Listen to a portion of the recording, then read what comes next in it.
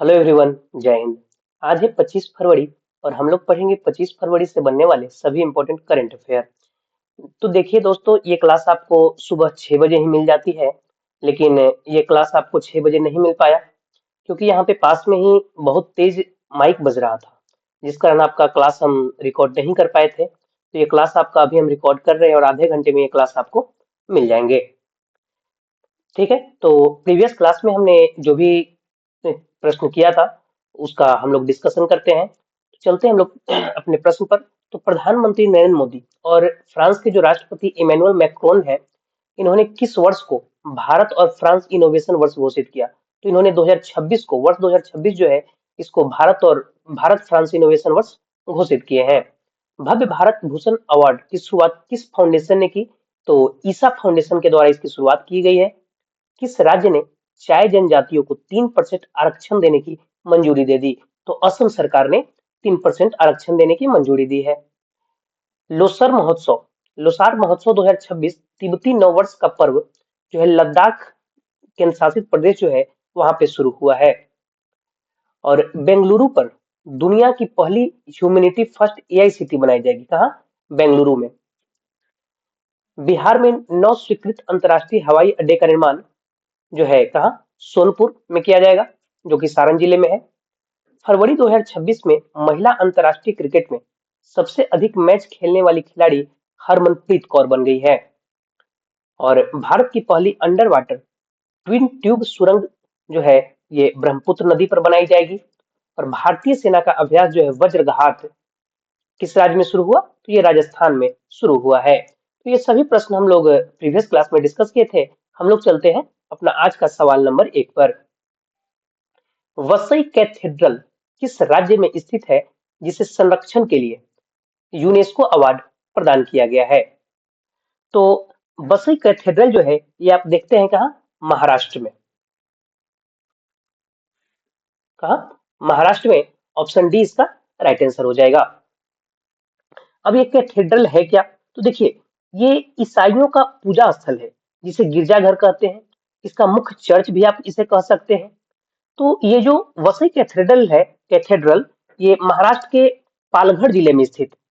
कहाँ? महाराष्ट्र के पालघर जिले में स्थित है।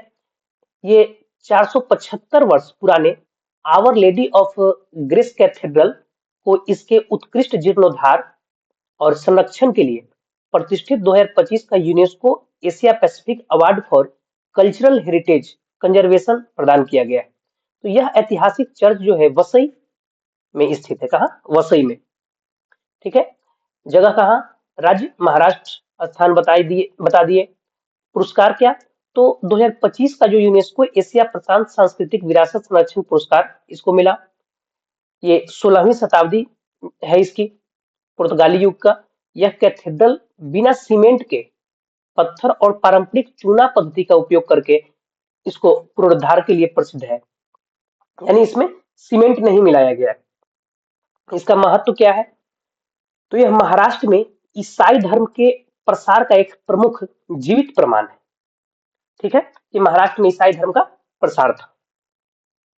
अगर यहां से हम महाराष्ट्र की बात करें तो राजधानी मुंबई, मुख्यमंत्री देवेंद्र फडणवीस। अगर यहाँ से महाराष्ट्र की करंट अफेयर की बात करें तो महाराष्ट्र की पहली महिला उप मुख्यमंत्री जो है सुनेत्रा पवार। कौन बनी है? सुनेत्रा पवार। महाराष्ट्र ने भारत का पहला सरकारी मेनोपाज क्लिनिक लॉन्च किया। गणेश उत्सव को राज्य उत्सव घोषित कर दिया है महाराष्ट्र सरकार ने। सतनावड़ी गांव को भारत का पहला स्मार्ट इंटेलिजेंट विलेज बनाया है। पशुपालन और मुर्गी पालन को कृषि का दर्जा दे दिया। और महाराष्ट्र जो है, महाराष्ट्र सरकार के द्वारा शक्तिपीठ एक्सप्रेसवे परियोजना को मंजूरी दे दी गई है। भारत का पहला अंडर वाटर म्यूजियम महाराष्ट्र में बना। देश की पहली एआई यूनिवर्सिटी महाराष्ट्र। महाराष्ट्र ने स्कूलों में हिंदी को सामान्य तीसरी भाषा के रूप में लागू करने की घोषणा की है। पिंक ई रिक्शा योजना की शुरुआत किया है महाराष्ट्र। और भारत की जीडीपी में सबसे अधिक योगदान देने वाला राज्य बन गया है महाराष्ट्र। ठीक है, नेक्स्ट चले। यूनेस्को यूनेस्को की बात है तो यहाँ यूनेस्को का हम डिस्कशन करें कि यूनेस्को का जो फॉर्मेशन ईयर है 1945, मुख्यालय पेरिस फ्रांस, और महानिदेशक खालिद अल एनानी हो जाएंगे। ठीक है, यूनेस्को ने केरल के कोझिकोड शहर जो है उसको सिटी ऑफ लिटरेचर यानी साहित्य का शहर का दर्जा देने के बाद, यानी पहले इसको सिटी ऑफ लिटरेचर का दर्जा दिया गया और उसके बाद इसे रचनात्मक रचनात्मक शहरों के नेटवर्क में इसको शामिल कर लिया गया है। यूनेस्को ने उड़ीसा के जो रत्नागिरी जो है, रत्नागिरी, उदयगिरी और ललितगिरी, रत्नागिरी, उदयगिरी और ललितगिरी बौद्ध स्थल को भारत की विश्व धरोहर स्थल का दर्जा देने की जो अस्थायी सूची है, ठीक है, उसमें शामिल किया है। पेरिस में स्थित यूनेस्को का जो मुख्यालय है वहां पे बाबा भीमराव अंबेडकर जो है, बाबा साहब अंबेडकर, इनकी प्रतिमा का अनावरण किया गया। भारत यूनेस्को के अमूर्त सांस्कृतिक विरासत की सुरक्षा के लिए अंतर सरकारी समिति के जो 20वीं सत्र की जो बैठक जो थी मेजबानी, उसकी 8 से 13 दिसंबर 2025 तक नई दिल्ली में आयोजित किया गया था। ठीक है, तो हम लोग चलते हैं नेक्स्ट क्वेश्चन पे। तो इटली में आयोजित विंटर ओलंपिक 2026 किस देश ने पहला स्थान प्राप्त किया है? ठीक है, विंटर ओलंपिक जो कि इटली में आयोजित हो रहा है, तो उसमें कौन सा देश पहले स्थान पे आया है, यानी कि किस देश ने सबसे अधिक मेडल जीते हैं? तो इसमें पदक तालिका में पहले स्थान पे रहा कौन? नॉर्वे। ऑप्शन ए इसका राइट आंसर हो जाएगा। तो नॉर्वे ने 18 स्वर्ण पदक जीते, 18 स्वर्ण पदक, और कुल अगर देखा जाए तो ये 41 मेडल जीते हैं। 18 स्वर्ण पदक और कुल 41। ठीक है, तो इसमें देखिए जो कंट्री जितना ज्यादा गोल्ड मेडल जीतता है वह मेडल लिस्ट में टॉप पे होता है। जैसे कि एग्जांपल आपको समझा दूं कि अगर मान लिए यूएसए जो है 50 मेडल जीता, 1 मिनट,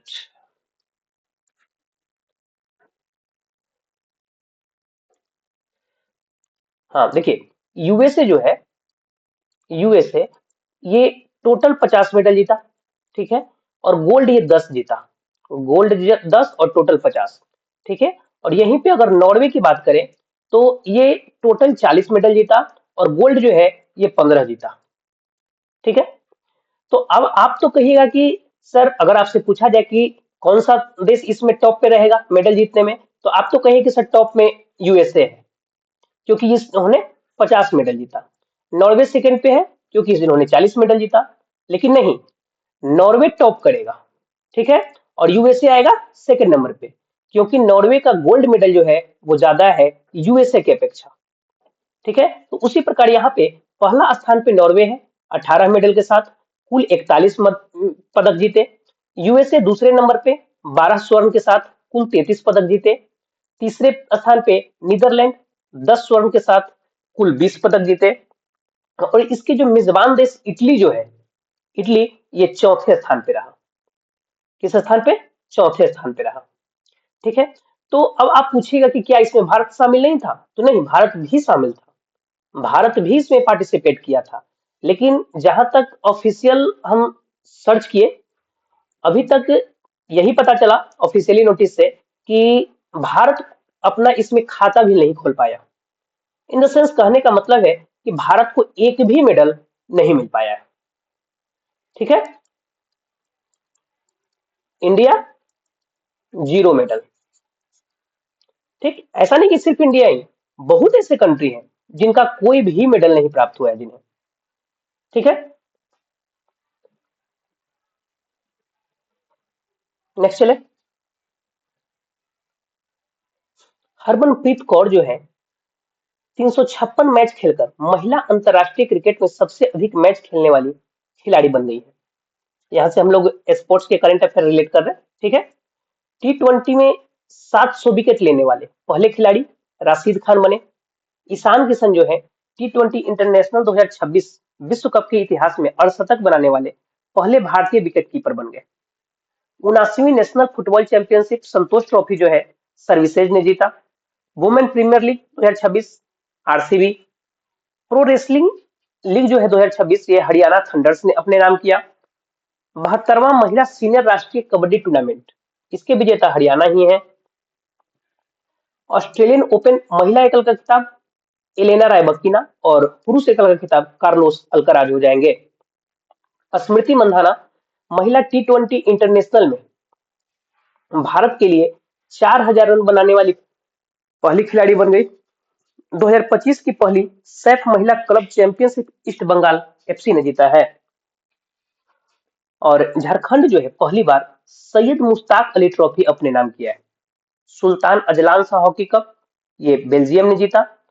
113वें क्रम का जो डेविस कप है ये इटली ने अपने नाम किया। मेंस एशिया हॉकी कप ये भारत जीता है। और आईसीसी वुमेन्स वर्ल्ड कप भी ये भारत ही जीता है। ठीक है, नेक्स्ट चले। तो भारत ने हाई स्पीड फेरी किस पड़ोसी देश को दी? तो ये भारत ने दी है पड़ोसी देश मालदीव को। किसे? मालदीव को। ऑप्शन ए इसका राइट आंसर हो जाएगा। तो देखिए अभी हाल ही में भारत जो है मालदीव भारत मालदीव सहयोग के बारे में हम यदि बात करें तो भारत ने मालदीव को high impact community development project फेड समझौते के तहत ये जो फेरी जो है ये दिया है, जिस पर जनवरी 2025 में कुल 12 हाई स्पीड फेरी प्रदान करने पर हस्ताक्षर किए गए हैं। ठीक है, तो इस फेरी को कहां से कहां तक चलाया जाएगा, किस क्षेत्र में? तो पहले फेरी का उपयोग मुख्य रूप से फाफू और धालू एटोल के बीच कनेक्टिविटी बढ़ाने के लिए किया जाएगा। ठीक है, अगर इसकी उद्देश्य की बात करें तो यह सामुदायिक विकास परियोजना के तहत सहायता करेगा। इससे समुद्री परिवहन और पर्यटन को बढ़ावा मिलेगा और भारत की जो पड़ोसी प्रथम जो नीति है इसको मजबूती मिलेगी। ठीक है, यहां से हम मालदीव की बात करते हैं। मालदीव की बात करें तो राजधानी माले, मुद्रा मालदीवियन रुपया हो गया, आधिकारिक भाषा दिवेही और राष्ट्रपति मोहम्मद मुइजू हो गए। ठीक है, अगर मालदीव को आप देखेंगे तो ये आपका भारत हो गया और यहाँ पे आपका मालदीव हो गया। मालदीव दुनिया का पहला देश बन गया है जिसने पीढ़ीगत धूम्रपान प्रतिबंध लागू किया, जो 1 जनवरी 2007 या उसके बाद जो पैदा हुआ है उनको तंबाकू खरीदने और उपयोग करने या बेचने से रोक लगाता है। ई कुबरीन अभ्यास 2025 ई कुबरीन अभ्यास जो है ये भारत और मालदीव के बीच होता है। मनी स्वैप फ्रेमवर्क के लिए समझौता किया। एचआईवी, हेपेटाइटिस बी और सिफिलिस के मां से बच्चे में संचरण को समाप्त करने वाला विश्व का ये पहला देश मालदीव बन गया है। ठीक है, ई कुबरीन अभ्यास भी, जैसे ई कुबरीन अभ्यास आप भारत और मालदीव के बीच रिलेट कर सकते हैं। अब यहां से अगर हम पड़ोसी देश की बात हो रही है, यहाँ पे क्या बात है आप देख रहे हैं, पड़ोसी देश।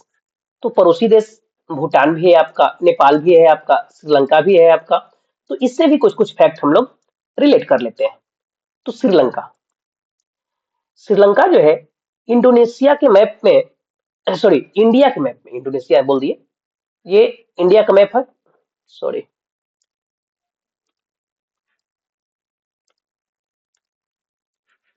ये इंडिया का मैप हो गया। ठीक है, यहाँ पे आप श्रीलंका हो गया ये आपका। और यहाँ पे आपको ये क्या दिख रहा है, भारत और श्रीलंका के बीच में पाक स्ट्रेट, ये लोकेशन देख रहे हैं आप। तो आप इसे पाक जल संधि भी कहते हैं। तो इसके अलावा ये पाक जल संधि हो गया। और इसके अलावा अगर आप रिलेट करेंगे भारत और श्रीलंका के बीच में तो मित्र शक्ति, मित्र शक्ति और स्लिनेक्स, ये दो एक्सरसाइज जो है भारत और श्रीलंका के बीच होते हैं। ठीक है, यहां से दो फैक्ट लिए, एक पाक स्टेट और दो एक्सरसाइज। अब नेपाल से रिलेट करेंगे तो यहाँ पे माउंट एवरेस्ट,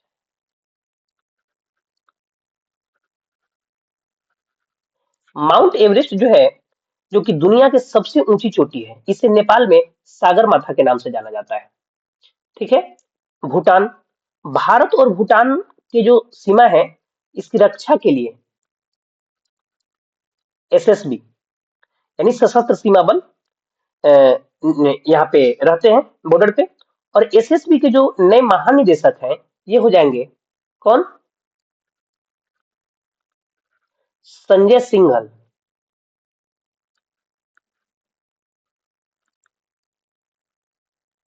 संजय सिंघल ये हो जाएंगे। ठीक है, नेक्स्ट चले हम लोग। तो किस द्वीप के पिटोन दे ला फोनरोज ज्वालामुखी में लगातार विस्फोट हो रहा है?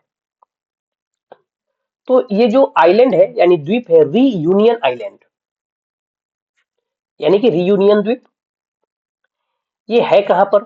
तो आपको यहाँ मैप में मेडागास्कर दिख रहा है।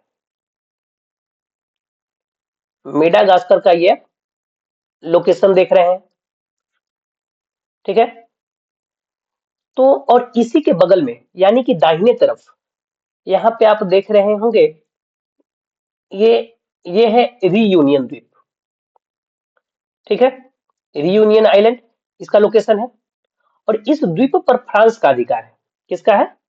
ये जो द्वीप है इस पर फ्रांस का अधिकार है।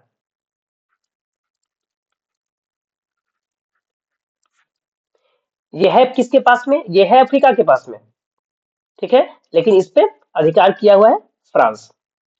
और इसी द्वीप के पेटोन देला ज्वालामुखी में लगातार विस्फोट हो रहा है।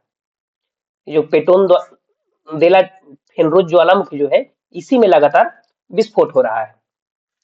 यह दुनिया की सबसे सक्रिय ज्वालामुखियों में से एक। फरवरी 2026 में ज्वालामुखी ने फिर से लावा उगलना शुरू किया है और जिसमें कई धाराएं जो है सक्रिय हो गई है और तेजी से बहने वाला लावा जो है लगभग 0.39 वर्ग किलोमीटर क्षेत्र में फैल गया है, ठीक है। अब यदि बात किया जाए होप द्वीप की, होप आइलैंड, तो ये जो है इंडिया के मैप में,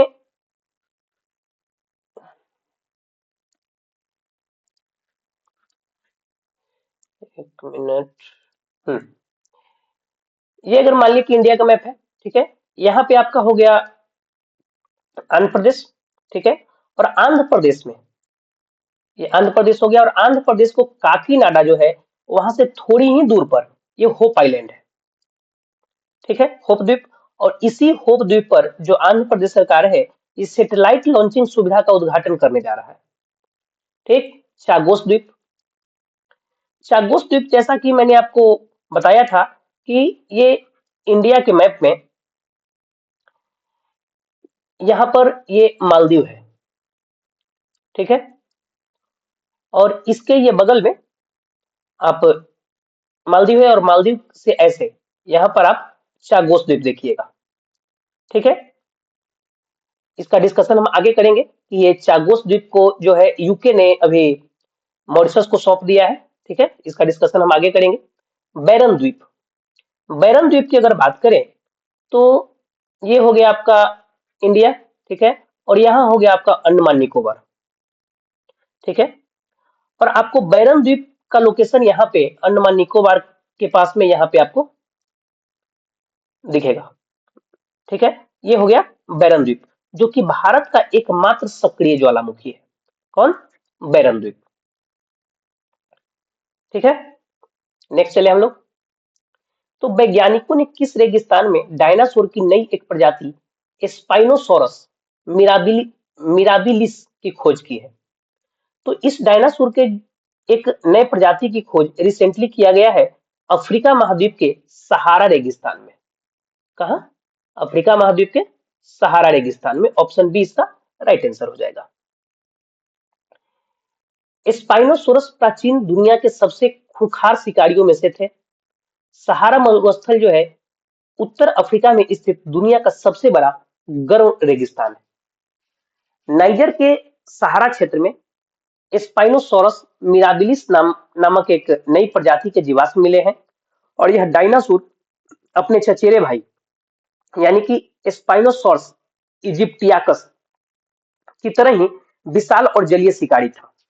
इसके अवशेष प्राचीन टेथिस महासागर के तट से 1000 किलोमीटर अंदर मिले हैं और यह खोज बताती है कि ये जीव केवल समुद्री किनारों तक सीमित नहीं थे, बल्कि ये जमीन के काफी अंदर मौजूद नदियों और बेसिन में भी शिकार करते थे। स्पाइनोसोरस परिवार के सदस्य दुनिया के सबसे बड़े मांसाहारी डायनासोर होते हैं और इनकी लंबाई जो है 15 मीटर तक और वजन 8 टन तक होता है,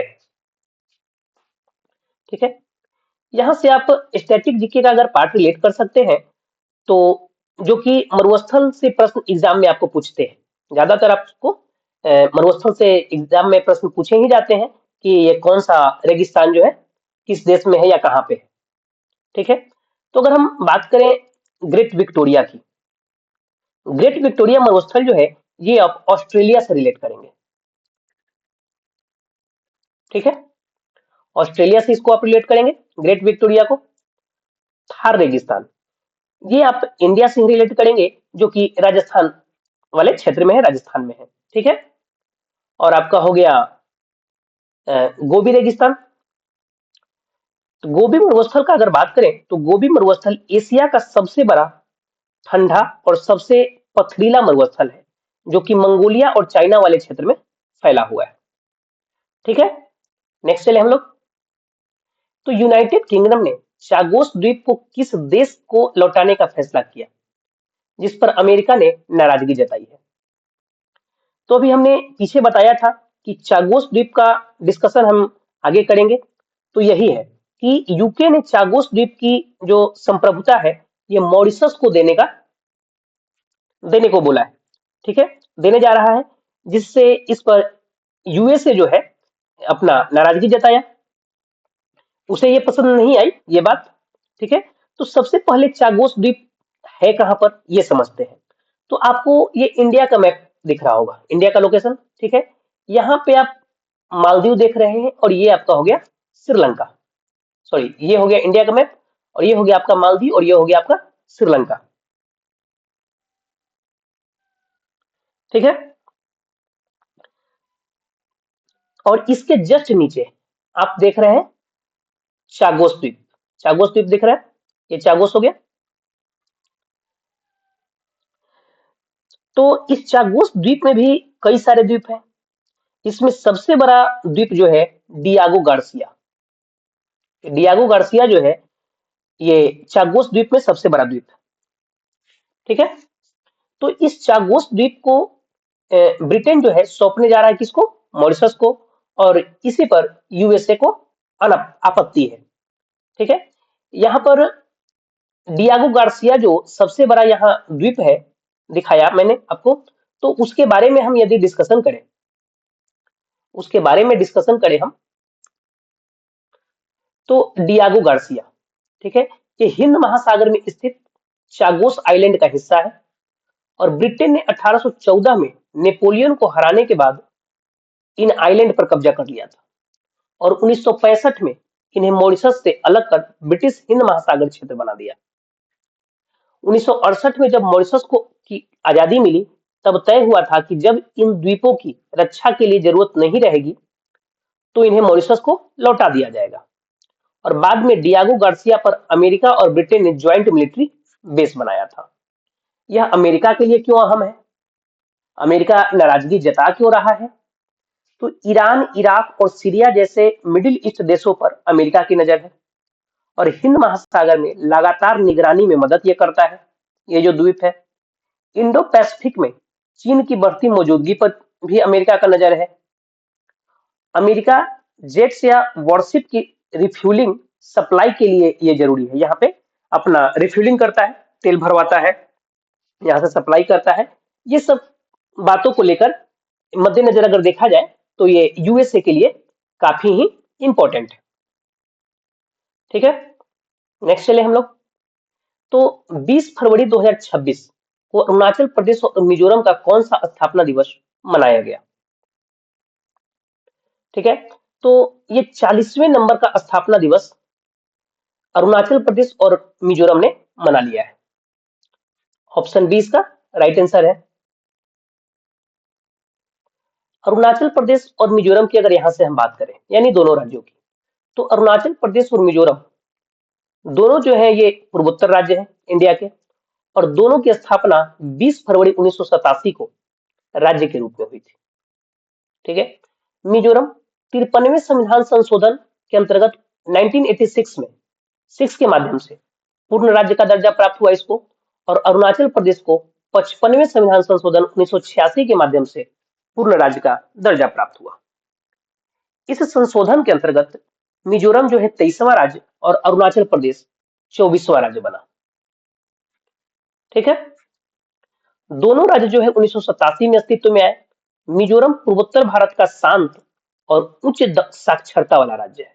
कौन? मिजोरम। यहां से पहले अरुणाचल प्रदेश के बारे में कुछ फैक्ट देख लेते हैं। तो अरुणाचल प्रदेश जो है, जिसे प्रायः उगते सूर्य की भूमि कहा जाता है, अरुणाचल प्रदेश को। क्यों? क्योंकि ये इंडिया का जो मैप है, इसमें सबसे आपको पूर्व में, इधर सबसे पूर्व में ये अरुणाचल प्रदेश है। ठीक है। और सूरज उगते किधर से है? सनराइज होता है पूर्व से। ठीक है। तो सबसे पहले सूर्योदय जो है अरुणाचल प्रदेश में होता है। तो भारत के पूर्वोत्तर क्षेत्र का सबसे बड़ा राज्य है ये। एरिया दृष्टि से अगर देखा जाए तो राजधानी ईटानगर, राज्यपाल हो जाएंगे कैवल्य त्रिविक्रम परनाइक, जो कि वहां के 20वें राज्यपाल हैं। मुख्यमंत्री पेमा खांडू। लोकसभा सीट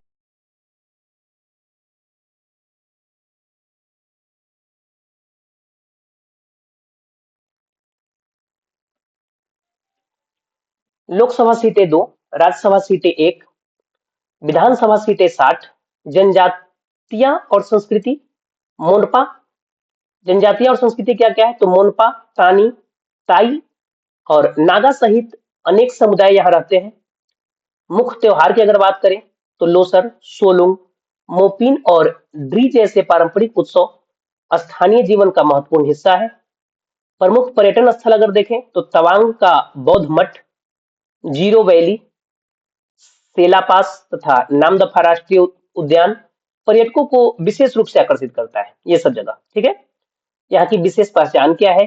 तो विविध आर्किड प्रजातियों के कारण इसे आर्किड स्टेट ऑफ इंडिया और वनस्पति समृद्धि के कारण इसे वनस्पतिविदों का स्वर्ग भी कहा जाता है। किसको? अरुणाचल प्रदेश को। अब हम लोग मिजोरम के बारे में भी देख लें। तो मिजोरम जो है भारत के पूर्वोत्तर क्षेत्र का एक सुंदर पहाड़ी राज्य है, जिसे अक्सर पर्वत निवासियों की भूमि कहा जाता है। 20 फरवरी 1987 को इसे पूर्ण राज्य का दर्जा मिला। राजधानी आइजोल, राज्यपाल डॉक्टर विजय कुमार सिंह, मुख्यमंत्री लालदू होमा। लोकसभा सीट 1 है, राज्यसभा भी 1 और विधानसभा 40। साक्षरता, उच्च शिक्षा स्तर के कारण मिजोरम देश के अग्रणी साक्षर राज्यों में शामिल है और हालिया आंकड़ों के अनुसार साक्षरता दर लगभग 98% के आसपास बताई जाती है। अर्थव्यवस्था देखें अगर, तो कृषि यहाँ की मुख्य आजीविका है। पारंपरिक झूम खेती, काट कर जलाकर जो झूम खेती होती है, कई क्षेत्रों में अब भी प्रचलित है ये झूम खेती। ठीक है। प्रमुख पर्यटन स्थल क्या है? तो डंपा टाइगर रिजर्व, मुरलेन राष्ट्रीय उद्यान और फवंगपुई राष्ट्रीय उद्यान प्राकृतिक सुंदरता और जैव विविधता के लिए प्रसिद्ध है। ठीक है। भाषा, मिजो और अंग्रेजी यहाँ की ऑफिशियल लैंग्वेज है। कहाँ की? मिजोरम की। नेक्स्ट चले, तो निम्न में से किस दिन हर साल विश्व शांति और समझ दिवस मनाया जाता है? तो ये फरवरी महीने की 23 तारीख को, कब? फरवरी महीने की 23 तारीख को विश्व शांति और समझ दिवस मनाया जाता है।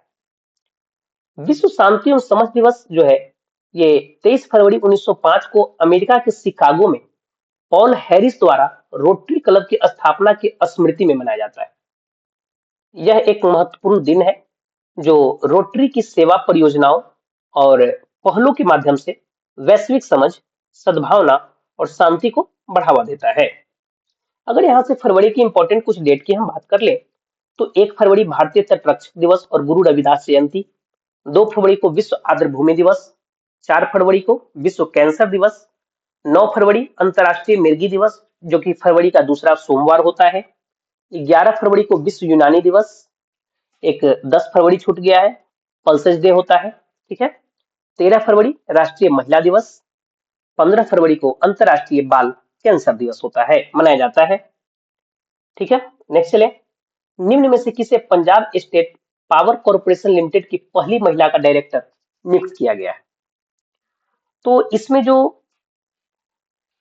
क्या हरशरण कौर त्रेहन, हरशरण कौर त्रेहन जो है, ये Punjab state power corporation limited की पहली महिला निदेशक बनी है। उन्होंने 20 फरवरी 2026 को पटियाला स्थित मुख्यालय में पदभार ग्रहण किया और वह पीएसपीसीएल में बोर्ड स्तर तक पहुंचने वाली पहली महिला टेक्नोक्रेट बनी है। उनका कार्यकाल जो है 2 वर्ष का है और यह नियुक्ति भारत के विद्युत क्षेत्र में महिला नेतृत्व के लिए एक महत्वपूर्ण कदम है। यहाँ से अगर हम बात करें पहली महिला करंट अफेयर को हम अगर रिलेट करें तो देखिए इसमें 2025 और 2026 2025 और 2026 दोनों है। तो हम 2026 का जो है आपको हम प्रयास करते हैं या टोटल ही हम बता देते हैं आपको। थान्या सीनाथन केरल की पहली पूर्ण दृष्टि बाधित 100% महिला न्यायाधीश जो है ये बन गई है कौन? थान्या सीनाथन। मणिपुर में कुकी समुदाय से आने वाली जो नेमचा किपगेन है डिप्टी सीएम बनी है। रुद्र आर्ड हेलीकॉप्टर उड़ाने के लिए क्वालिफाइड होने वाली भारतीय सेना की पहली महिला अधिकारी बनी कौन? हंसजा शर्मा। गणतंत्र दिवस 2026 जो था उसमें 140 पुरुष जवानों वाली जो सीआरपीएफ की मार्चिंग टुकड़ी थी उसको नेतृत्व करने वाली पहली महिला अधिकारी बनी सिमरन बाला। साउथ पोल पहुंचने वाली पहली भारतीय महिला बन गई है Kamya Karthikeyan. Press club of India की पहली महिला अध्यक्ष संगीता बरुआ। आरपीएफ की पहली महिला महानिदेशक सोनाली मिश्रा। नागपुर विश्वविद्यालय की पहली महिला कुलपति बन गई मनाली मकरंद क्षीरसागर। टाइम 100 क्रिएटर्स लिस्ट में शामिल होने वाली पहली भारतीय बनी प्राजक्ता कोली। और भारतीय नौसेना की पहली महिला फाइटर पायलट बन गई है आस्था पुनिया। दुनिया की शीर्ष 10 सबसे अमीर महिलाओं की सूची में शामिल होने वाले पहले भारतीय महिला रोशनी नादार। राष्ट्रमंडल की महासचिव बनने वाली पहली अफ्रीकी महिला कौन बनी? सरली बोचवे। सुशासन ले को किस देश की पहली महिला विपक्षी नेता नियुक्त किया गया? ऑस्ट्रेलिया। माउंट एवरेस्ट पर भारतीय तिरंगा फहराने वाली पहली महिला सीआईएसएफ अधिकारी कौन बनी? गीता समोता। और किसे बलूचिस्तान में पहली हिंदू महिला सहायक कमिश्नर नियुक्त किया गया है? कशिश चौधरी को। अंतर्राष्ट्रीय ओलंपिक समिति की पहली महिला अध्यक्ष नियुक्त किया गया किर्सी कोवेंट्री। संयुक्त राष्ट्र विश्व पर्यटन संगठन की पहली महिला महासचिव नियुक्त किया शेखा नासिर अल नोवैस को। भारत की पहली महिला ई वोटर कौन बनी? विभा देवी। पहली महिला केंद्रीय विधि सचिव अंजू राठी राणा। नामीबिया की पहली महिला राष्ट्रपति बन गई है नेटुम्बो नंदी नदैतवा। तो ये सभी प्रश्न हम लोग पहले भी पढ़े थे और एक बार फिर से हम लोग रिवीजन कर लिए। नेक्स्ट क्वेश्चन चले कि 2027 के एआई शिखर सम्मेलन की मेजबानी कौन सा देश करेगा?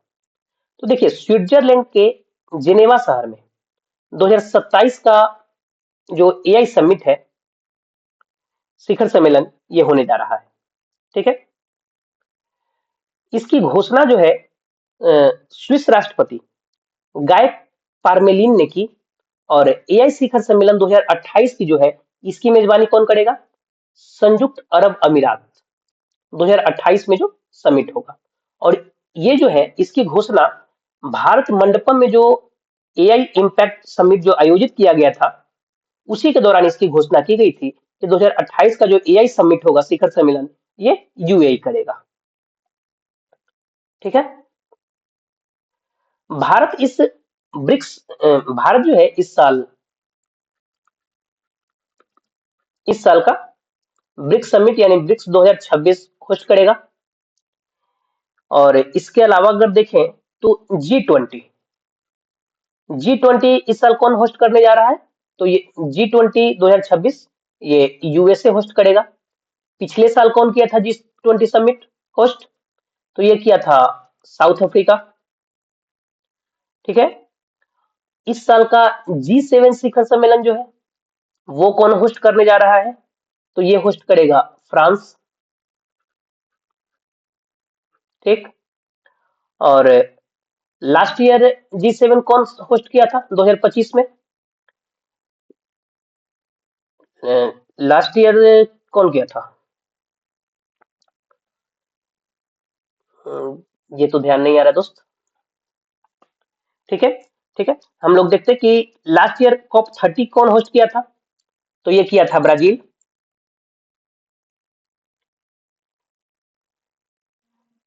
1 मिनट दोस्त।